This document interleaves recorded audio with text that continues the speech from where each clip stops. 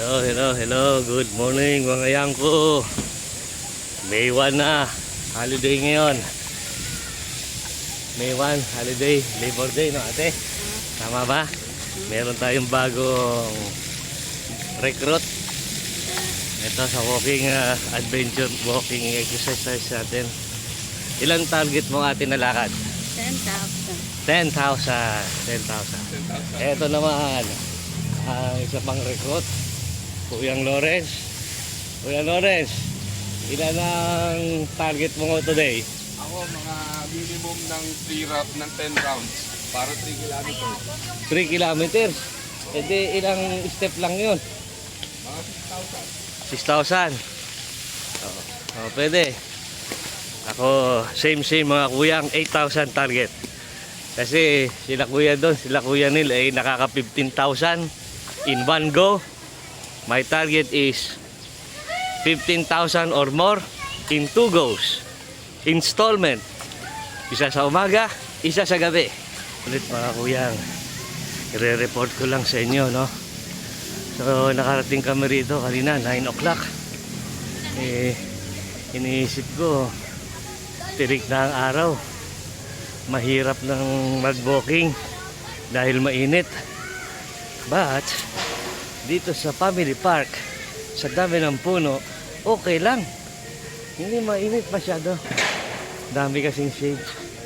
At malilibang ko na rin sa maraming tao na naglalakad dito. Kaya lang, itong aking mga dalawang kasama, i-report ko lang sa inyo na iniiwanan ako.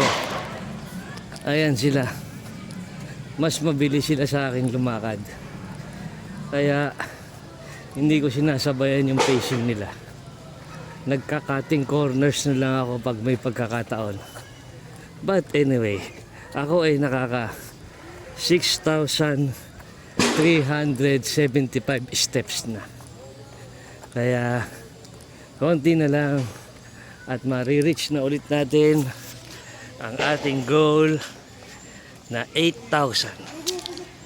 Hindi ko kayang dire-diretsuhin yung 15,000 tulad ni Kuya Neil at ni Kuya Don. Kaya ako, installment. Isa sa umaga, isa sa gabi.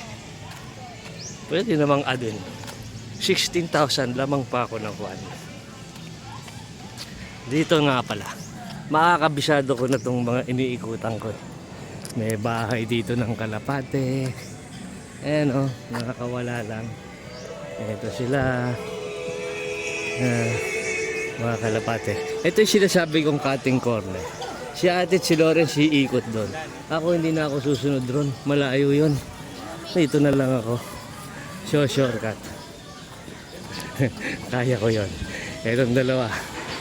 Iniiwan mamaya pag uwi, hindi ko ito isasakay sa sasakyan. Iwanan ko rin sila maglakad. Okay mga kuyang. Bye yes.